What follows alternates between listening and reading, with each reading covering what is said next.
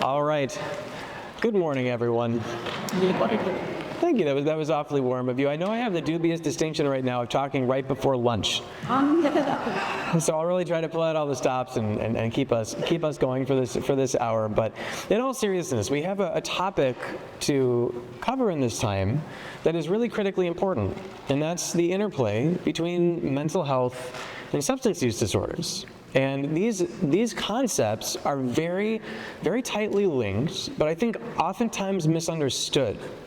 And when I think about what drives a lot of folks to suffer in silence from addiction and mental health problems, it has to do with the fact that not only do they not necessarily know what's going on inside them and what they can do about it, but also their families don't. And that leads to a lot of dynamics that ultimately end up being destructive. And so my hope is that today we can talk a little bit about where this is actually coming from and ways to approach it from more of a compassionate and forward-leaning mindset that has a better chance of being successful. So one thing that I want to mention just before I get started is if you have questions, please drop me a line. I have put my email at the bottom left-hand corner there. It's aaron@weinerphd.com. I try to respond to everything. So if we don't have a chance to talk after the session, if you don't have your questions answered, please drop me a line. We will probably actually, hopefully, have a little bit of time at the end of the presentation today, too, for some questions. We'll see. We'll see. But with that being said, let's go ahead and dive in. And I want to start with a statement that really guides a lot of the work that I do. I think a lot of the work that all psychologists do, which is that behavior is purpose-driven, always, even if it doesn't seem to make sense from the outside. So if you have someone who's using substances and they're incurring consequences from that, they might be social consequences, it might be to their health, it might be to their mental health. Whatever, legal consequences, when you're doing something that runs against what seems like from the outside someone's best interest, there's still a reason behind it. And that reason is usually emotional. If you knew what that reason was, it would make sense. We as organisms are very pragmatic, thoughtful creatures. We don't tend to do things that really don't serve our best interests. But sometimes our emotional needs are incredibly powerful. Think, for example, times if you've known someone, maybe even yourself, where you stayed in perhaps a harmful or toxic relationship or friendship a lot longer than perhaps you should have. That's not because you were looking at it objectively and weighing it out and saying, what are the pros and cons of staying versus leaving? It's that it's very tough sometimes to change, or familiarity goes a long way. There's certain emotional component, or maybe it's even fear sometimes, right? Fear of the unknown. Even why you're here today. Everybody is here today for a reason behind their behavior. Talking with folks today, seems like for most of us, it's some combination of curiosity, pain, and passion, depending on where we're coming from. But behind most behaviors that we take in life, there is emotion. And that really ultimately is one of the core concepts, I think, that escapes family systems at times because they're being hurt. It is very difficult to think about someone else's emotional pain when you yourself are getting hurt. And this is actually a very biological process. When we are uncomfortable, when we're in pain, what starts to happen is the way our brain functions, lights up, talks to itself, starts to shift. So the way that I like to use this next slide, the diagram on the slide, to explain in very technical detail how the brain works. And I like to think about it as like a dog driving an electric car, which apparently is going to be dated. When I was on my way here from the airport, I saw these self-driving vehicles, which we do not have in Chicago, and I was like, man, I don't know if I'm ready to make that leap yet. It's like they're operating by radar. It's like I'll take my Ubers for the time being. But let me explain what we're looking at here, aside from it being a dog behind the wheel of a car, because this metaphor is one that's really resonated with me and that we'll use a few times throughout the hour with each other today. We good? Yeah, I'm just gonna turn you up a little bit. All right, I've been told to speak louder. You know, ever since I was in college in an a cappella group, I was told that I've been projectionally challenged. So I'm just gonna eat this mic a little bit more. So you can think of your brain under stress as being like a dog behind the wheel of a car, and we're gonna take our brain and all of its complexity, and it is very complex, but I want to break it down into two main factors. One factor is the car. Oh, and I can't see it unless I turn around. I'm not going to use my pointer. Is the car. And that represents our prefrontal cortex. That's the part of our brain that does the thinking and the analysis, that understands language, that is where our executive function sits, that allows us to moralize and put together really big ideas, think about future gain over short term, all of these very advanced things that separates us from animals. But the thing about our prefrontal cortex is that when we get upset, you can actually see it in these fMRI brain scans. You can see the prefrontal cortex start to decrease in activity. It starts to shut down. And what starts to ramp up is our limbic system, our animal brain. The dog who's in the driver's seat of our car, and when we get really upset, tends to take the wheel and go where it wants to go. And the prime directive of the dog behind the wheel of our car, the number one thing our limbic system wants, is to not feel pain and discomfort. The second thing that it wants more than anything else is to experience pleasure. And where substances come in is they tap on both of those two areas. You can use them to escape. You can use them to feel better when you're feeling bad. And you can also use them to create a sense of euphoria. And the negative aspect of substances tends to come later, maybe the morning after, maybe after a week, a month, a year of use. Sometimes it's a slow boiling pot as the temperature goes up and up and up. But you've got to be able to think about that big picture. And when we're upset, it's very hard to do. So to give you an example, if you've ever, say, just hypothetically, if you've ever had an argument with your spouse, which has never happened to me, I've never had an argument with my spouse. Joking. But say you say something that's hurtful. And that if you stood back and thought about it a little bit, you realize is not the way you'd ever actually want to talk to somebody that you love. Maybe even causes problems down the line. That happens because you're not thinking analytically, you're thinking emotionally, and you're in pain. They're doing something that's causing you emotional discomfort. They're either not seeing you, or they're dismissing you with their words, or you're feeling disrespected. You're feeling uncomfortable inside. And so you say something that you think is going to solve that problem. Maybe it's just a release, like a release valve where you're letting out pressure. Maybe it's if I yell louder, they'll stop. Whatever is going on, it's a defense strategy, but it's a short-sighted one because it hurts someone that you love. But that's how the dog works, particularly if the dog learns what works. And the way substances work is because they can be very effective in the short term. If you want to numb yourself out, being intoxicated can do that. And our animal brain really likes that a lot. And so what happens then is the next time you feel uncomfortable, that limbic system, that dog says, hey, you know what we should do right now? We should get high. We should drink. Or you have a couple beers every day when you get home from work. This is how you relax. Maybe you've even conditioned it a little bit. So we're going to do that again today because I had a stressful day and I want to calm down. We start to build up that habit, and the dog reaches for the wheel. And so we've got this battle, right, between our impulses and our urges and our feelings, which is where the limbic system comes from, and the more thinking side of our brain that's analytical and might say, hey, yes, we could deal with this problem by getting drunk, but maybe that has some downstream effects, or maybe that's not healthy. But being able to exert that influence over the impulsive part of our brain sometimes is very, very difficult, and particularly if the dog has been in charge for a really long time. And you've been acting out, and you've been using these quick fix, numbing out escapism mechanisms over and over. Not to mention, by the way, with substances, where there's this added layer for chemical hooks, right? You can have process addictions, gambling addiction is very real, but when we're talking about things like THC and alcohol, opioids, cocaine, etc., there are these chemical hooks that then create this urge, this craving, right, that grabs onto you even more strongly. But ultimately, the point that I'm trying to make here is that unhealthy coping stems from discomfort. And if you think about emotions as being on a continuum, as not just binary, but you've got some things that are really good, but then also some that get really bad. So not just anger, but fury, and not just feeling bad, but clinical depression, or panic attacks, I suppose, or just chronic anxiety. That's when we start to see all of these compensatory behaviors, right? Like nervous tics or avoidance, snapping at people, unhealthy relationships, self-destructive behaviors.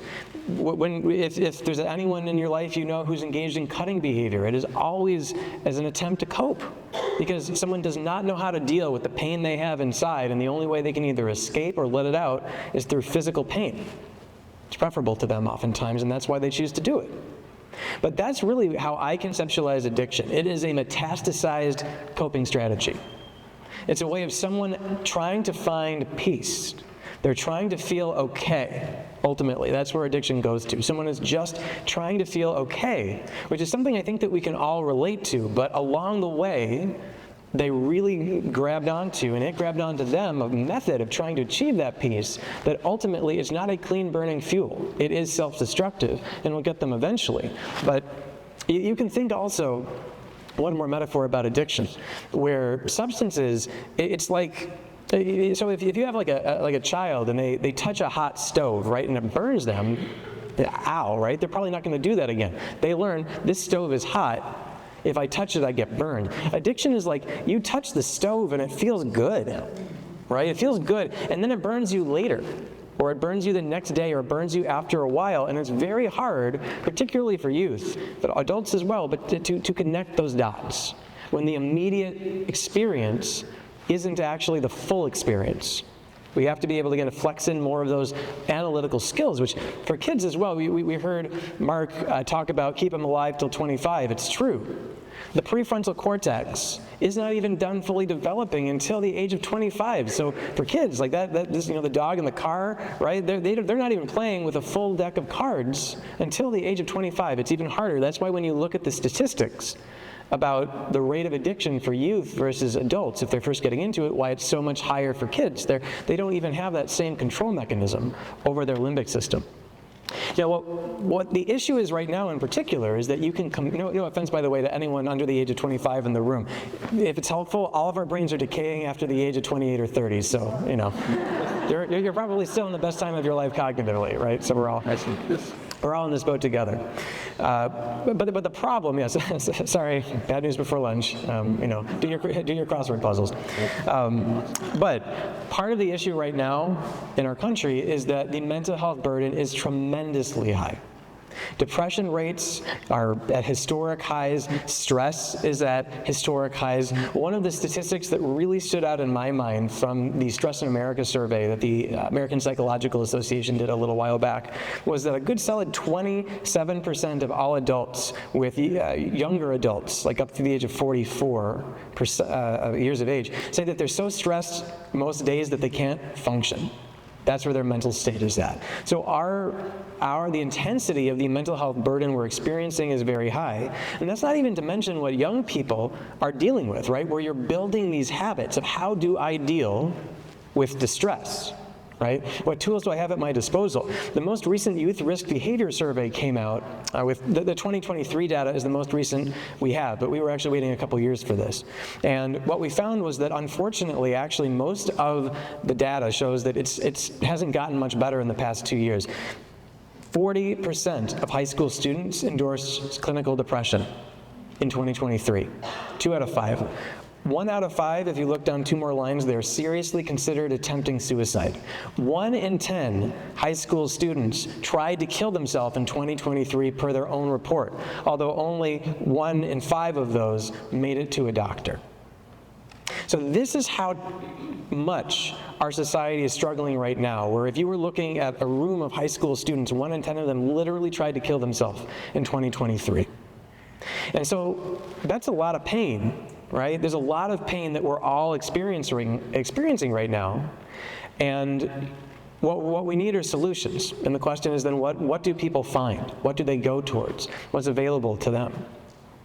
Now, the other side of this is that we oftentimes think about mental health leading to substance use, and that's what I'm talking about so far.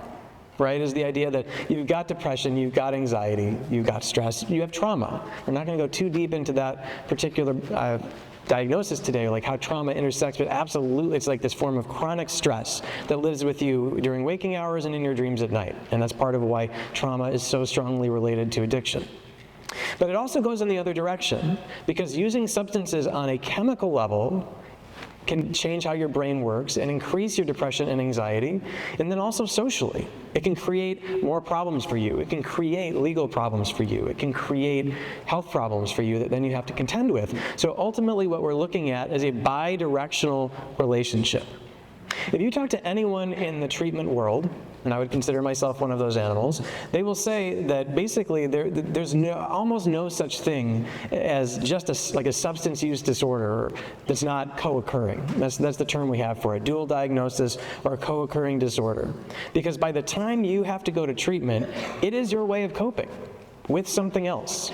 Right? It's not just for fun. It's not about socializing. It's become something that you need to get through the day. But it's this snowball effect, right? Where you're feeling stressed and depressed, and then you use, and then through any number of different factors, that creates more anxiety and stress and depression, which means that you go back to the one strategy that you have. Because all the other ones tend to atrophy when you use substances to cope, because they don't work so quickly. To give you an example, it doesn't mean they don't work, of course. One of the most effective ways, actually, and we'll talk about a few of them, but one of the more effective paradigms for treating substance use disorders is mindfulness and mindfulness meditation. For a number of different reasons, but it's not going to numb you out, right? It's not going to immediately take away your pain. Mindfulness and meditation is all about being with an emotion, coming into contact with it, and recognizing that you can handle it. You can move through something rather than away, but that takes some initial exposure to a feeling that you don't want to have. And absolutely, it doesn't work as well the first time as well as if you've been meditating for 2 months, right? It takes building some skill, it takes getting some practice in. So it's not as quick of a fix, but it absolutely can be a fix.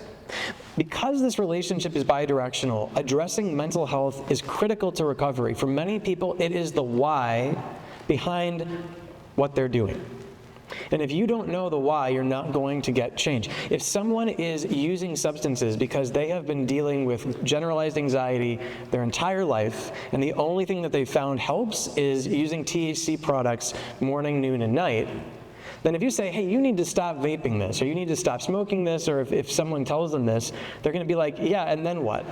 Right? Then I'm stuck with this crippling anxiety that I had been carrying around until I was high all the time, and I'm not sure I prefer that. And to be perfectly honest with you, I can understand where that perspective comes from, right? People might really dislike the sensation of anxiety.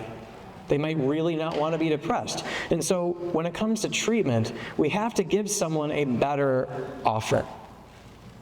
When it comes to making change, we have to recognize there's a reason why their behavior has a purpose, right? We have to recognize why they're doing it and say, hey, that why, that emotional need is legit, and I do want to help you solve it. That sometimes is also the common ground you can have when talking with someone who has an addiction and might not be quite at the point of change yet. They're holding tight to that behavior because it's doing something to them that they don't feel they can give up because they don't think they have an alternative. You help them find that alternative, things start to loosen up a little bit. When you look at studies that ask people, why are you using? This is one that was looking at THC in particular. Why do people say they're using cannabis? The number one reason is to cope. Second one, by the way, is social influence. The third one down there just has to do with enjoyment, but that's half as much as the ones higher up on the list. Even if we take something that's seemingly as innocuous as video gaming, which absolutely can be an addictive behavior, my opinion, we can talk more about that if anyone's interested, but when you look at a meta-analysis of all the reasons why people say they video game to excess, the dots here that are furthest to the right, the ones that are the strongest association, have to do with escapism and coping. This is a common thread always. It's about coping, it's about mental health. And so when you step back and say, so how does this fit in then to our conceptualization of addiction and substance use disorders?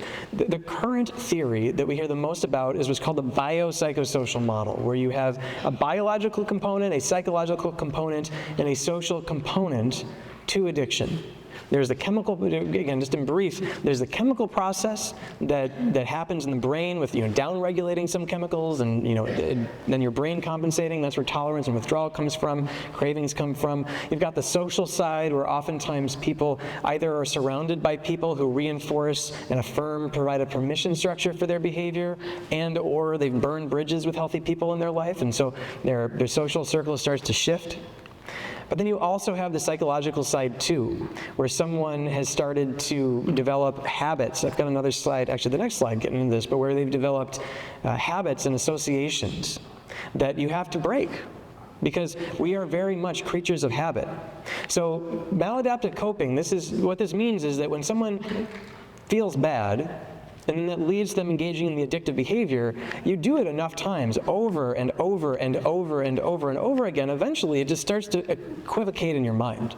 Right? This is just what you do when you feel problem. No one is out there selling clinical depression or selling generalized anxiety or selling trauma, but quite literally, the majority of money that companies like Anheuser-Busch, Coors, they make comes off the people who have addictive problems. I believe the statistic is that 80 to 85% of all alcohol consumed is consumed by the top 2 deciles of users, which are the people who on average are consuming, some of them up to 10 drinks per day. I believe that's the 4 to 10 drinks per day. You could not, they literally, if everyone drank responsibly, Budweiser would no longer exist. Yeah.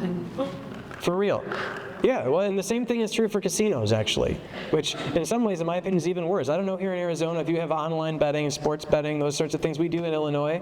These people know exactly how people are spending their money and how much they're losing. They have electronic records of everything. And they don't make money off the people who just bet $10 a month.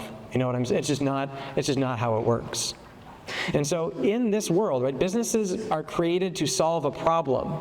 And the addiction for profit industries, whether or not we're talking about big alcohol, big tobacco, vaping industries, now we're seeing big marijuana, gambling, Purdue Pharma and OxyContin, it's all the same thing. It's all about asking for forgiveness rather than permission and making money when you can.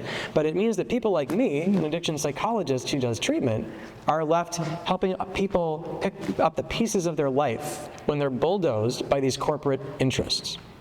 And so I will get off my soapbox for now on this, but it is something that creates this additional layer of difficulty when certain substances, take alcohol for example, being normalized and almost woven into so many different facets of society and what's viewed as normal and courteous and not. It makes it very hard to make a change in that circumstance, but really great if you're selling alcohol.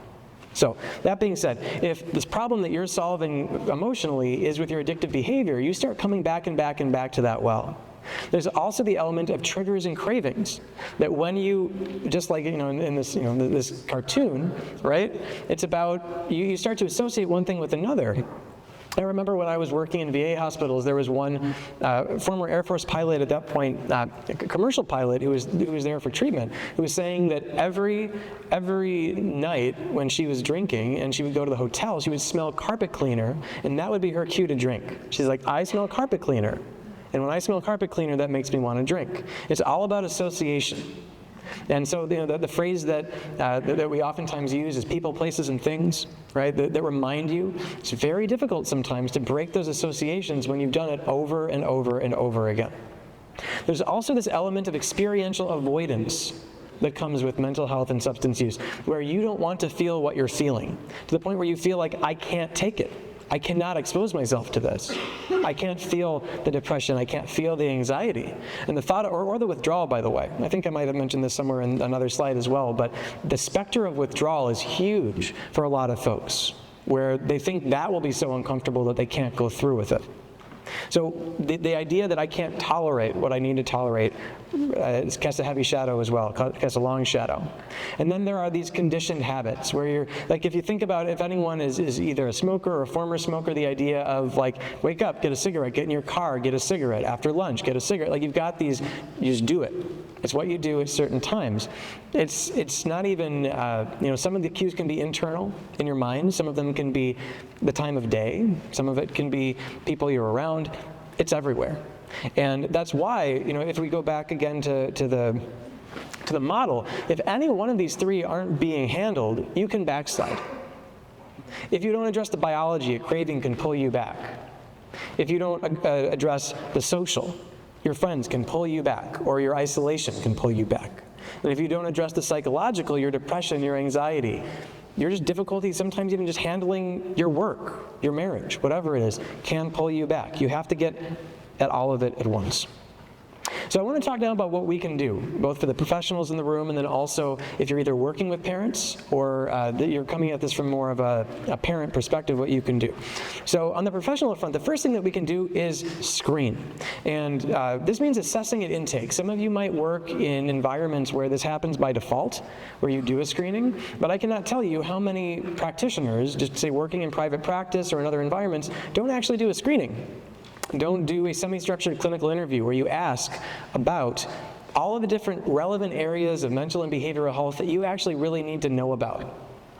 Like say, for example, if somebody is using pretty much any intoxicant before bed, what they're actually doing is hamstringing their ability to get proper sleep because it shuts down the prefrontal cortex and you don't get REM sleep the way that you're supposed to. Even sleep aids like Ambien do that, right? So you're not getting rested as well, which then makes it harder to cope with your emotions during the day, which means that maybe that's why you're taking your gummies at night, right? And it can create a bit of a feedback loop. So making sure that you're asking about all the different areas that you need to know of mental health functioning, about substance use, about behavioral health functioning, gives you the full picture of a person.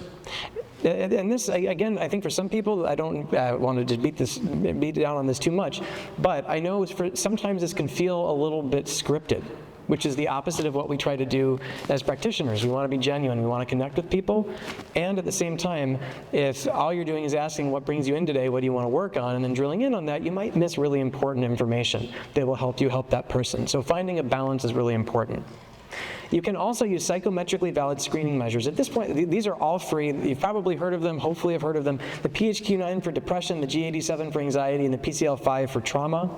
Again, we're not going to go deep into this or throw examples up on screen because I know we've got a diverse audience here today, but you can easily use these to screen and also just provide you with information about symptoms because we don't all memorize the DSM-5 criteria for everything, right? Or ask about it when you're meeting with someone. And this just gives you some data that someone can fill out ahead of time that you can refer to in session, refer to afterwards. Very easy to do. You can also use it to check in about how someone's doing. Ideally, these scores drop over the course of treatment.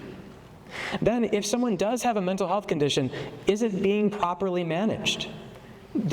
Sometimes people will come in and say that, like, I have depression, I'm taking, sertraline for it, whatever it is, but then they're still feeling depressed, but they haven't really thought, well, maybe I should be talking to my psychiatrist about this. There's sometimes ways that you can help them manage their care, even if it's not within your scope of practice. And for the most accurate assessment, you always want to look for a convergence of data between different pieces, right? That's why you have the screenings, you do the interviews, sometimes even the drug screens, right? Depending on the environment that you're in. Because then if the biological markers don't line up with what's self-reported, then you can have a conversation and ask about why that might be. Right? Hopefully not a judgmental one, because that's a defense strategy, right? All behavior has a purpose. If someone's lying to you, it's because they don't think it's safe to be truthful. And having compassion for that's really important. So the other thing that we can do is, of course, provide treatment or linkages to care that's needed. We have to make sure we account for the use of the substance on mental health. So this can be things like self-stigma, shame in their own self-concept. The people who are wrapped up in addiction, they know how they're hurting themselves and they know how they're hurting people in their life, and they oftentimes hate themselves for it.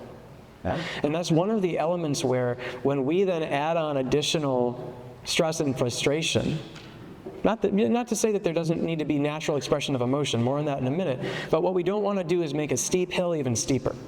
What we want to do is provide them with a way up that hill. And if shame can be very paralyzing, right? I don't know, the difference between guilt and shame, if you haven't heard this before, is guilt is saying, I don't feel good about what I've done, and shame is I don't feel good about who I am. And being guilty motivates you to change. Shame is oftentimes paralyzing. And so we want to push against shame. We want to be able to act with folks and treat folks to resolve that and to move it to a place where they can forgive themselves and feel good about themselves even if they don't feel good about what they have done, and use that dissonance, right, between their actions and their values to motivate them to be better. Asking ourselves, can we treat them in a transdiagnostic way, which is oftentimes how we do things in substance use treatment. We put everyone in the same pot. Or do we need specialty care? Does someone need a specialty track? Do they need to go to a trauma-based program because they really need individualized care for those particular conditions, or can they be in with the general milieu? There are a number of evidence-based approaches that we can lean into as well. CBT, for example, is one of them, cognitive behavioral therapy. These are a couple of workbooks I like. Mindfulness-based approaches. Motivational interviewing is fantastic for folks who aren't quite sure if they know what they want yet. Acceptance and commitment therapy, dialectical behavioral therapy. And the last bullet, which should be on here, is 12-step facilitation, which can be delivered professionally as well and has good evidence behind it. It is actually a manualized treatment as well as a peer support paradigm. So any of those have good evidence both on the substance side, but then also, again, critically, on the mental health side. And that's where, again, we have to wrap our arms around all of it. And again, I know there's many folks here who aren't in the helping professions. I'm not going to go deep into what all of these are, just because I think that'll get a little bit granular. But for those who are professionals in the room, I think that you know what I'm talking about. So let's pivot now to the side about what family and friends can do. And the number one thing that family and friends can do is create emotional safety in relationships, particularly to speak about challenging subjects like substance use and mental health. And this is a lot easier said than done, because trust and safety is a feeling, and we don't change feelings with arguments. We change feelings with experiences. So like if you think about a young person who's like a kid who's never swam before and they're afraid of the water, and they're standing at the edge of the pool, not wanting to get in, there is no intellectual argument you could make that will make them jump into that pool. Like, let me give you 8 reasons why you're going to be just fine. You know, like your mom's in there, and it's not too cold, and there's lifeguards here, and you're wearing floaties, and it's like, you're not going to jump. You know, eventually they either just need to go for it, but then they jump, and what happens? They experience the safety, right? They jump into the water and see, oh, I am not drowning. Oh, I was caught. Oh, I am fine. And that's because if you think back to the dog in the car, our limbic system, which is where emotions come from, like feelings of safety, doesn't understand language, just like dogs don't understand language. Right? When you teach a dog to sit, it's not learning literally the word sit. What's happening is you say sit, you push down on its butt, and then you give it a treat. And it's, right? And so it associates that positive experience. There's, oh, I hear these phonemes, right? I hear the phonemes of sit, and if I put my butt down, I get rewarded, right? Or the person I love, and that's why they sit. We work the same way. When we have pleasurable experiences with things, we want to do it again. When we open up our heart to someone and feel held, we want to do it again. When we open up our heart to someone and they're in their phones looking at Facebook or whatever else and not listening to you, then you don't want to do it again because you feel dismissed. And that doesn't feel very good. Or when someone clearly doesn't care, or when you try to talk to someone and then they just turn around and talk about themselves instead, or whatever it is, right? That does not create emotional safety. So whenever you are trying to change someone's feelings, you cannot do it with words. You have to do it with deeds and actions. And the easiest way we can do this in relationships is how we communicate. How we communicate, not what we say, but how we do it. And the Center for Motivation and Change came up with a great model for this called Communicate with Love, which stands for listening, offering, validating, and empathizing. For those of you in the room who are a counselor of some sort, you're going to recognize this from motivational interviewing, but this is a great way of distilling these concepts into something that works and resonates very, very well, I've found, with parents and families. So the L stands for listening, and specifically active listening, because we cannot assume that people know that we hear them unless we show them that we hear them. And 2 great ways to do this are with open-ended questions and with reflections. An open-ended question is a question that to answer requires more than a quick yes or no or one-word answer. It's the difference between if you're talking to a child saying, "Did you have a good day at school today?" and asking them, "What was the most interesting thing that happened at school today?" Or what's the most challenging thing that happened at school today? That requires more information. It says, I care about the details of your life. Just asking the question. Even if someone doesn't take you up on it, you show that you care just by asking. But then when someone talks to you, reflecting things back is so critical. And you can reflect back content or emotions. So the idea of reflecting back content is if someone says something to you, And then you repeat back, like what I think I hear you saying is, but then you don't just parrot it back with the same words, but you use different words. And that part is really critical. What that shows is that you got their meaning enough to take it in and give it back in a different way. And that feels really good. That shows that someone has heard you. The other thing that you can do is if someone is emoting, like if you can tell that someone is frustrated or disappointed or hurt, you can say that. Like, that must hurt so much, or that seems like it must be so frustrating right now. And the fact that you picked up on that without them even having to say it means the world to them. This, by the way, found that this is like hashtag therapist tricks, you know what I'm saying? Like, this is what we do and how we are trained to show people that we care. It's not that we're faking it, right? That, I guess therapist tricks sounds a little bit patronizing, but we genuinely do care about the people that we treat, but we have to know how to show it in ways that land. This is how you do it. So active listening. Ask open-ended questions, reflect things back. Offering, and this, by the way, is so important in terms of offering guidance on substance use and mental health, because there's a lot of defensiveness there, oftentimes. There can be a lot of defensiveness. It's about how do you offer guidance and advice, because there's oftentimes this push-back dynamic that happens between parents and young people, or between people who are struggling with substance use and people who would like them to stop. But the thing is that if you don't push, there's nothing for them to push back against. And so if you can remove the pushiness, it goes a long way. Now, how you do this is with something called a feedback sandwich, where you're sandwiching the guidance and feedback between two slices of autonomy. The first slice is asking permission to share how you share your guidance. So you can literally say something like, hey, I went through something similar in my life. Can I share what worked for me and what might help you? Or I've got an idea that might be useful in this situation. Do you mind if I share it with you? This might feel very strange to do at first if you're not used to it. If you're used to just like jumping into fix-it mode and telling someone what they need to do and how to do it and all the things that will be helpful and why, and all the research says all of this, and or whatever it is, that's pushy. When you ask for permission, someone is literally asking you to hear it. They are providing consent to hear what you have to say, and that means by doing it themselves, they are open, a lot more open than if you just go for it. So ask for permission. Then provide your guidance or information that you think would be useful, and then the second slice of autonomy is asking them how they feel about it. Do you think that was good advice? You can even give someone explicit permission to disagree. You can say, it's totally okay if you don't like this. I just want to know how you feel about it. Now, hopefully your advice isn't bad. If it is, okay. You're just kind of stuck with that. But as long as you're actually sharing something worthwhile, hopefully they'll like it.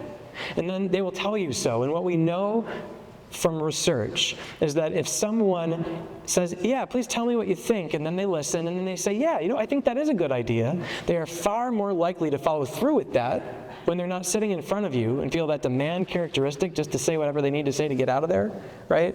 They're far more likely to follow through than if you just gave the information straight up. So that's how the feedback sandwich works. If you haven't tried it before, give it a go. The validating is the V, which has to do with validating that underlying emotion and not just focusing on the behavior. And that can be very difficult sometimes if the behavior is disturbing to us. If someone has done something that's dangerous or that's unlawful or that's not in alignment with our goals, values, or expectations for them. It can be very difficult sometimes to say, you know what I'm going to do first, before we talk about this behavior that has to change, I'm going to let them know that they are an okay human being with me.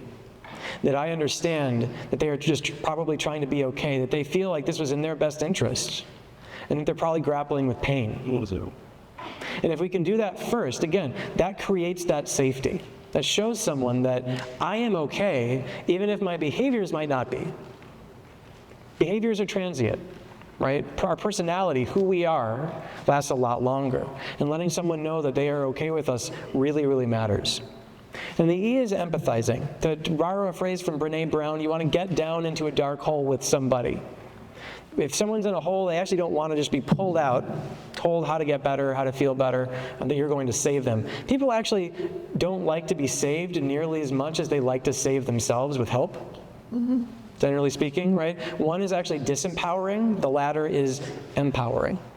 And so if you can get down into a hole with someone and show them that you get them, you see them, you understand them, even that you've been there if that's the case, validate them, empathize with them, and then maybe offer them that feedback sandwich where they consent to getting the guidance and information. That's where this all comes together. So that's what communicating with love is about. Listen actively, offer guidance in a way that's not pushy. It's a feedback sandwich. Validate someone's being and their emotions, even if their behaviors need to change. And can you empathize with them? Now, that being said, it's important to have persistence and not to get discouraged, because if someone does not think you are safe, one conversation is not going to change that, right? Think about training a dog. You give them a treat one time after saying sit, they are not going to sit when you say sit, because that's how our emotions work, right? Our emotions operate on that level. They are experiential. And we get less, our feelings get shaped the more we do something. Think if when you've started a new job and maybe you're anxious your first day and then less anxious your next and then less anxious the day after that, and after 2 weeks you feel great. That's because you're having the experience over and over that, hey, my colleagues are fine. Hey, I can do this job. Hey, this is not as threatening as I thought it was. And each time you have that experience, the anxiety starts to fade. It's not necessarily the first day, but it gets there eventually. So what family and friends also can do is they can provide pathways and resources to healthy coping. So this is something where if you've got someone who's struggling with mental health, addiction, or both, making sure that when they are ready for help or when they want help, particularly if they don't have the resources to do it themselves, you can connect them to care.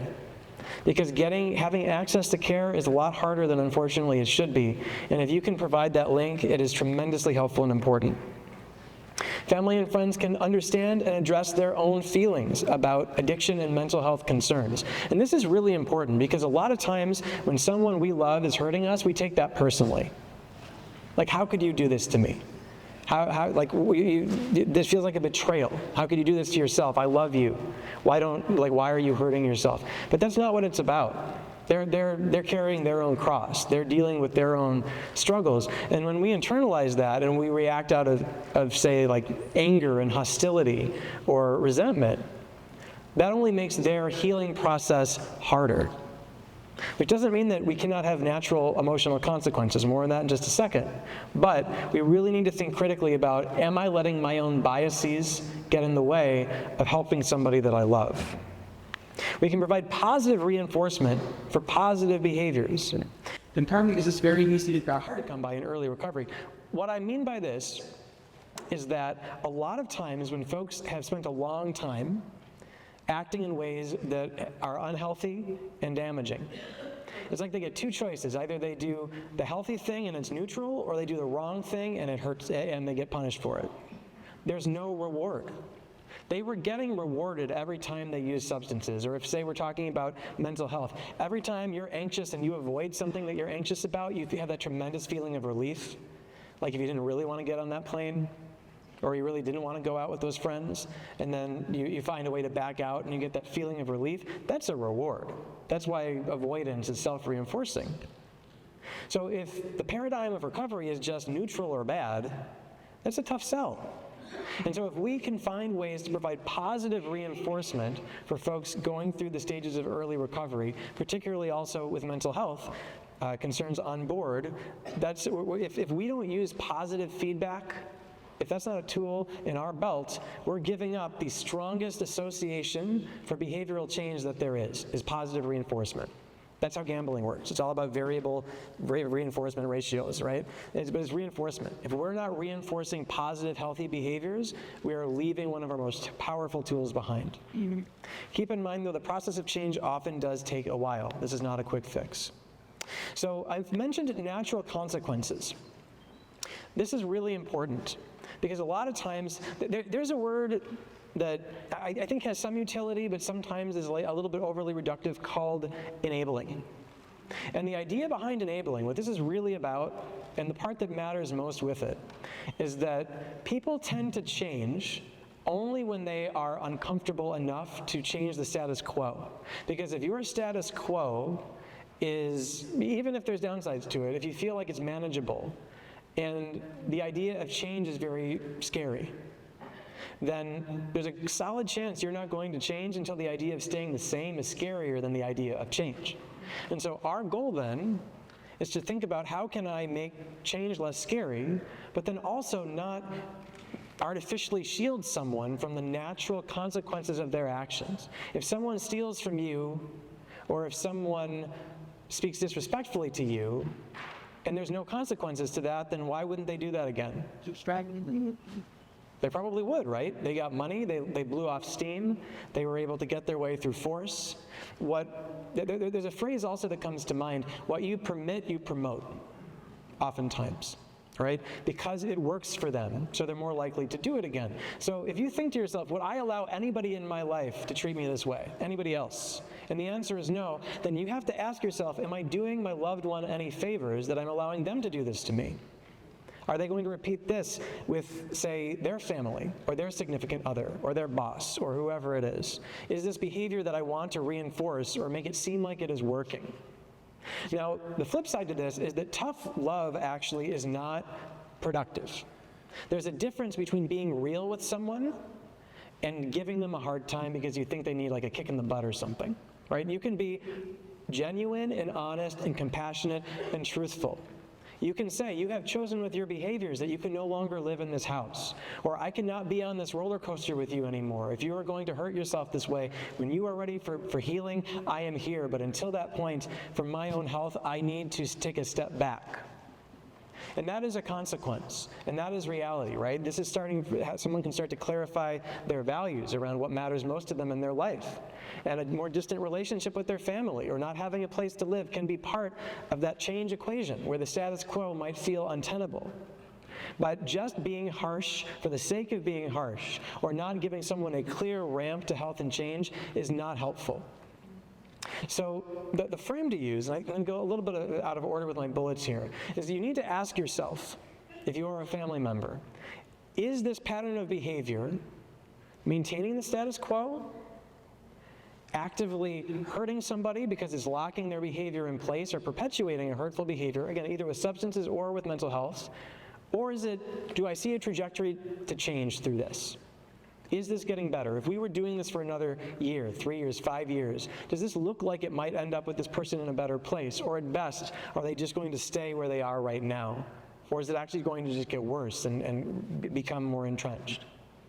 And just to put that lens on it, sometimes, if someone has used all their money on substances and no longer has the ability to get to work, sometimes that needs to be a consequence they experience. Other times, maybe they need to keep their job. It's a very personal decision that everyone has to make.